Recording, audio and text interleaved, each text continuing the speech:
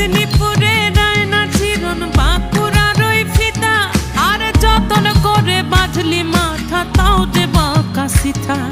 পেছ পাড়িয়া